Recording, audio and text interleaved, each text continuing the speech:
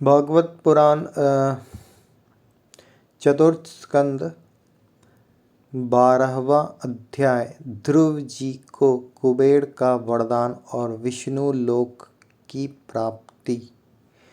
श्री मैत्रेयी जी कहते हैं, विदुर जी, ध्रुव का क्रोध शांत हो गया है और वे यक्षों के वध से निवृत्त हो गए हैं। यह जानकर भगवान कुबेर वहां आए। उस समय यक्ष, चारण और किन्नर लोग उनकी स्तुति कर रहे थे। उन्हें देखते ही ध्रुव जी हाथ जोड़कर खड़े हो गए। तब कुबेर ने कहा, श्री कुबेर जी बोले, शुद्ध हृदय क्षत्रिय कुमार, तुमने अपने दादा के उपदेश से ऐसा दुस्तज्य वैर त्याग दिया, इससे मैं तुम पर बहुत प्रसन्न हूँ। वास्तव में न तुमने यक्षों को मारा है और न यक्षों ने तुम्हारे भाई को। समस्त जीवों की उत्पत्ति और विनाश का कारण तो एकमात्र काल ही है। यह मैं तू आदि मिथ्या बुद्धि तो जीव को अज्ञान व स्वप्न के समान शरीर आदि को ही आत्मा मानने से उत्पन्न होती है। इसी से मनुष्य को बंधन एवं दुखादि विपरीत अवस्थाओं की प्राप्ति होती है। ध्रुव, अब तुम जाओ, भगवान तुम्हारा मंगल करे। तुम संसार पाश से मुक्त होने के लिए सब जीवों में समदृष्टि रखकर सर्वभूतात्मा भगवान श्री हरि का भजन करो। वे संसार पाश का छेदन करने वाले हैं तथा संसार की उत्पत्ति आदि के लिए अपनी त्रिगुणात्मिका माया शक्ति से युक्त होकर भी वास्तव में उससे रहित हैं। उनके चरण कमल ही सबके लिए भजन करने योग्य हैं। प्रियवर, हमने सुना है तुम सर्वदा भगवान कमल नाभ के चरण कमलों के समीप रहने वाले हो, इसलिए तुम अवश्य ही वर पाने योग्य हो। ध्रुव, तुम्हें जिस वर की इच्छा हो मुझसे निसंकोच एवं निसंग होकर मांग लो। श्री मैत्रेयी जी कहते हैं, विदुर जी, यक्षराज कुबेर ने जब इस प्रकार वर मांगने के लिए आग्रह किया, तब महाभागवत महामती ध्रुव जी ने उनसे यही मांगा कि मुझे श्री हरि की अखंड स्मृति बनी रहे, जिससे मनुष्य सहज ही दुस्तर संसार सागर को पार कर जाता है। इडविडा के पुत्र कुबेर जी ने बड़े प्रसन्न मन से उन्हें भगवत स्मृति प्रदान की। फिर उनके देखते ही देखते वो अंतर्धान हो गए।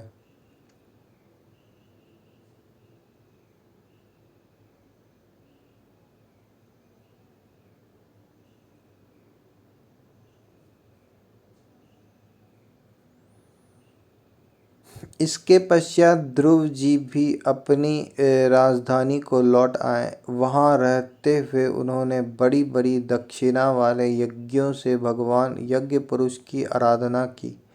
भगवान ही द्रव्य, क्रिया और देवता संबंधी समस्त कर्म और उनके फल हैं तथा वे ही कर्म फल के दाता भी हैं।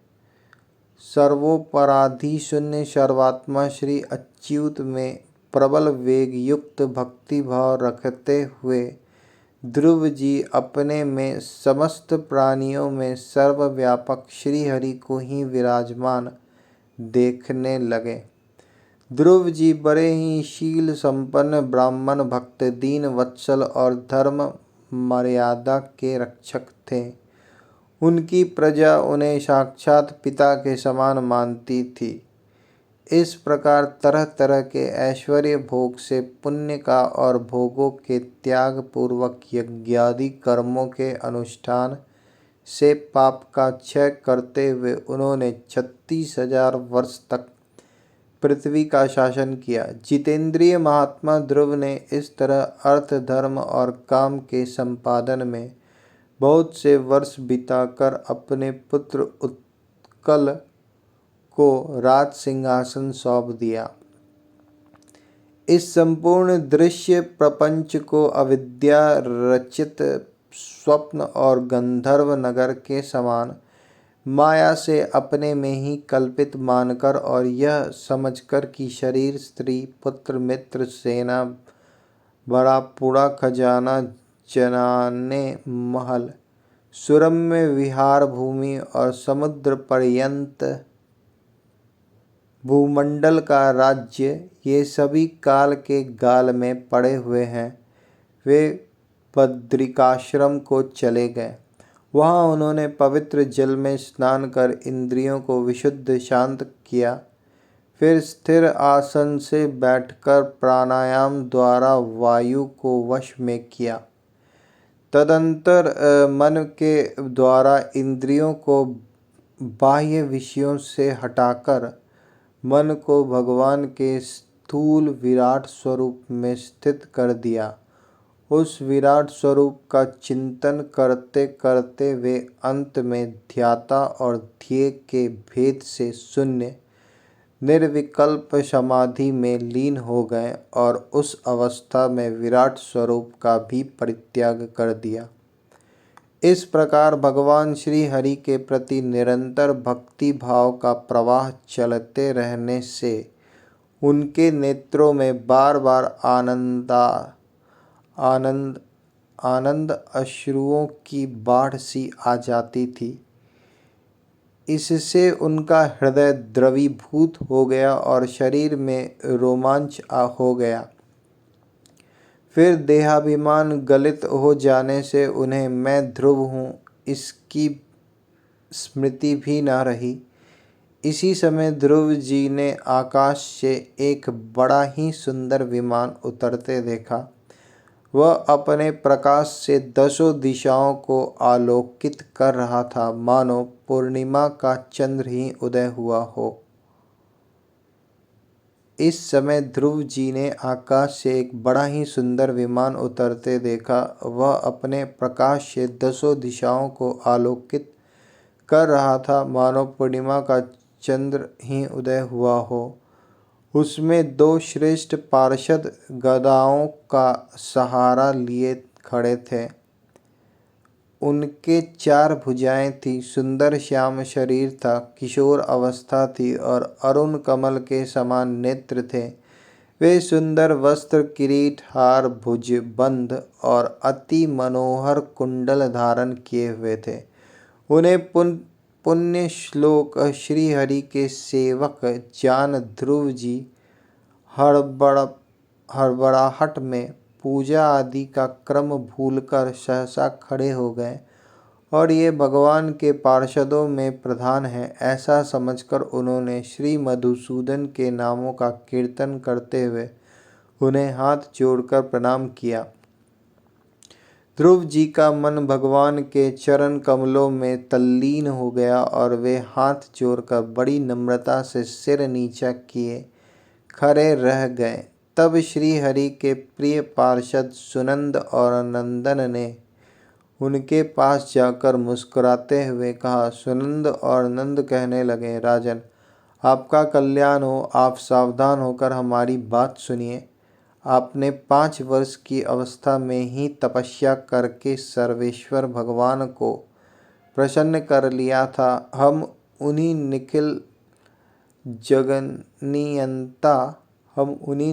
जगन्यंता सांगोपानी भगवान विष्णु के सेवक हैं और आपको भगवान के धाम में ले जाने के लिए यहाँ आए हैं। आपने अपनी भक्ति के प्रभाव से विष्णु लोक का अधिकार प्राप्त किया है, जो औरों के लिए बड़ा दुर्लभ है।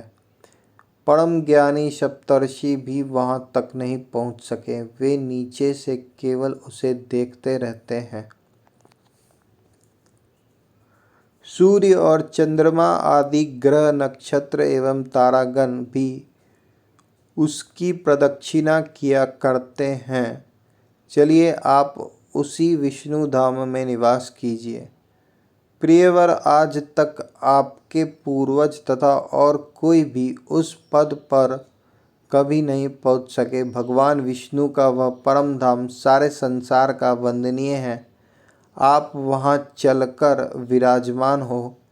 आयुष्मान यह श्रेष्ठ विमान पुण्य श्लोक शिखामणि श्री हरि ने अपने लिए ही भेजा है, आप इस पर चढ़ने योग्य हैं। श्री मैत्रेयी जी कहते हैं, भगवान के प्रमुख पार्षदों के ये अमृतमय वचन सुनकर परम भागवत ध्रुव जी ने स्नान किया, फिर संध्या वंदनादि नित्य कर्म से निवृत्त हो मांगलिक अलंकारादि धारण किए।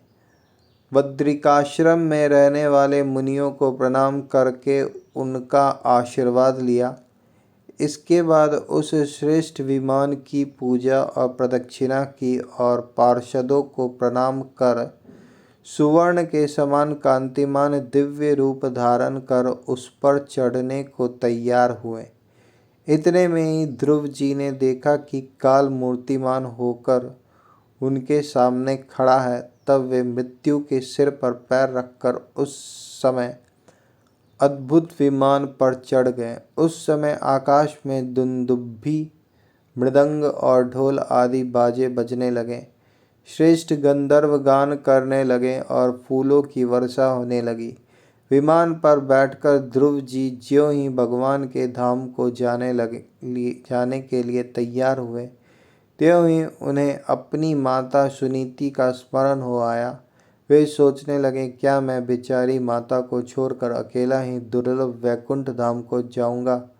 नंद और सुनंद ने ध्रुव के हृदय की बात जानकर उन्हें दिखलाया कि देवी सुनीति आगे आगे दूसरे विमान पर जा रही हैं। उन्होंने क्रमशः सूर्य आदि सभी ग्रह देखे। मार्ग में जहाँ तहाँ विमानों पर बैठे हुए देवता उनकी प्रशंसा करते हुए फूलों की वर्षा करते जाते थे। उस दिव्य विमान पर बैठकर ध्रुव जी त्रिलोकी को पार कर सप्तर्षि मंडल से भी ऊपर भगवान विष्णु के नित्य धाम में पहुँचे। उस दिव्य विमान पर बैठकर ध्रुव जी त्रिलोकी को पार कर सप्तर्षि मंडल से भी ऊपर भगवान विष्णु के नित्य धाम में पहुँचे।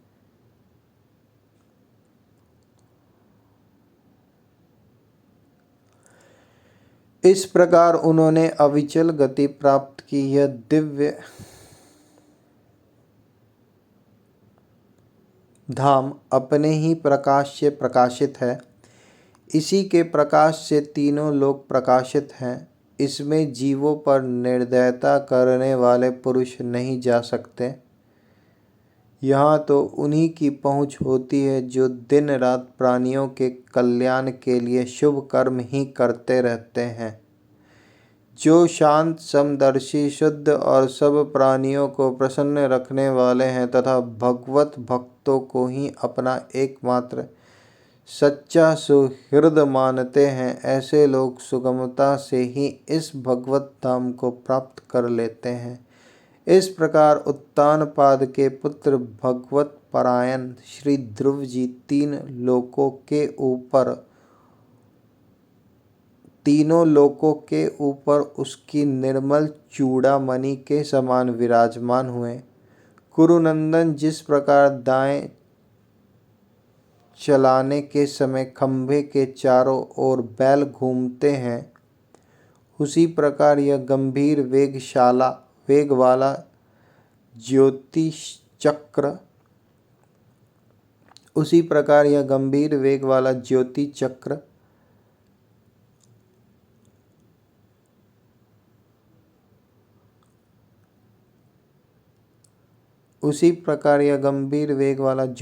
चक्र उस अविनाशी लोक के आश्रय ही निरंतर घूमता रहता है।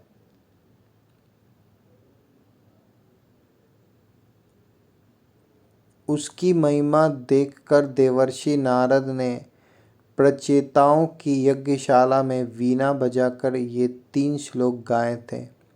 नारद जी ने कहा था, इसमें संदेह नहीं, पति परायणा सुनीति के पुत्र ध्रुव ने तपस्या द्वारा अद्भुत शक्ति संचित करके जो गति पाई है उसे भागवत धर्मों की आलोचना करके वेदवादी मुनिगण भी नहीं पा सकते।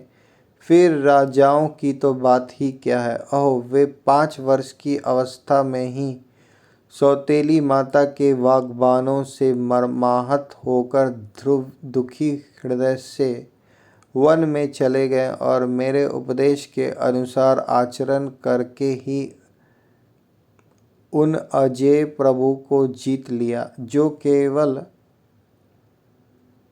अपने भक्तों के गुणों से ही वश में होते हैं। ध्रुव जी ने तो 5-6 वर्ष की अवस्था में कुछ दिनों की तपस्या से ही भगवान को प्रसन्न करके उनका परम पद प्राप्त कर लिया, किंतु उनके अधिकृत किए हुए इस पद को भूमंडल में कोई दूसरा क्षत्रिय क्या वर्षों तक तपस्या करके भी पा सकता है। श्री मैत्रेय जी कहते हैं, विदुर जी, तुमने मुझसे उदार कीर्ति ध्रुव जी के चरित्र के विषय में पूछा था, सो मैंने तुम्हें वह पूरा का पूरा सुना दिया। साधु जन इस चरित्र की बड़ी प्रशंसा करते हैं। यह धन, यक्ष और आयु की वृद्धि करने वाला, परम पवित्र और अत्यंत मंगलमय है। इससे स्वर्ग और अविनाशी पद भी प्राप्त हो सकता है। यदि देवत्व की प्राप्ति कराने वाला बड़ा ही प्रशंसनीय और समस्त पापों का नाश करने वाला है, इससे स्वर्ग और अविनाशी पद भी प्राप्त हो सकता है। यह देव तत्व की प्राप्ति कराने वाला, बड़ा ही प्रशंसनीय और समस्त पापों का नाश करने वाला है। भगवत भक्त ध्रुव के इस पवित्र चरित्र को जो श्रद्धा पूर्वक बार बार सुनते हैं, उन्हें भगवान की भक्ति प्राप्त होती है, जिससे उनके सभी दुखों का नाश हो जाता है। इसे श्रवण करने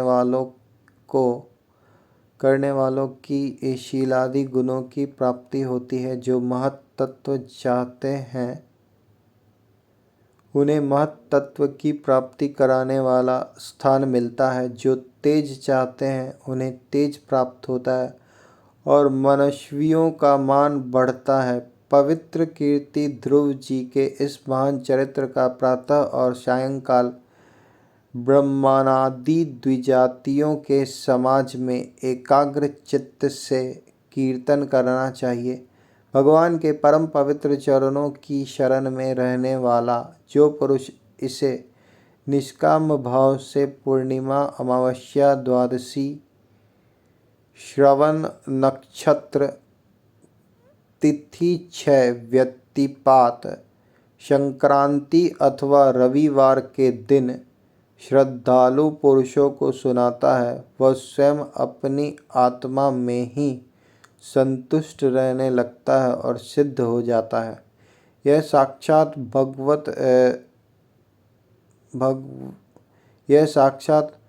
भगवत विषयक अमृत में ज्ञान है। जो लोग भगवत मार्ग के मर्म से अनभिज्ञ हैं, उन्हें जो कोई इसे प्रदान करता है, उस दीन वत्सल कृपालु पुरुष पर देवता अनुग्रह करते हैं। ध्रुव जी के कर्म सर्वत्र प्रसिद्ध और परम पवित्र हैं। वे अपनी बाल्यावस्था में ही माता के घर और खिलौनों का मोह छोड़कर श्री विष्णु भगवान की शरण में चले गए थे। कुरुनंदन, उनका यह पवित्र चरित्र मैंने तुम्हें सुना दिया। हरिओम तत्सत। इस प्रकार ये भागवत पुराण चतुर्थ स्कंद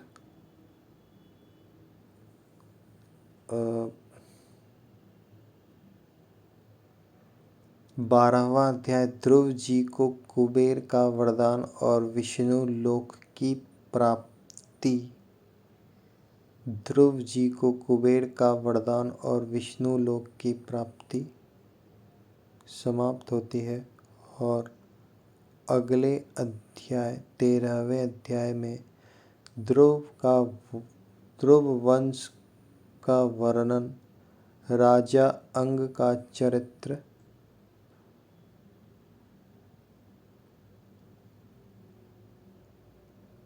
राजा वीर की कथा। हरि ओम तत्सत।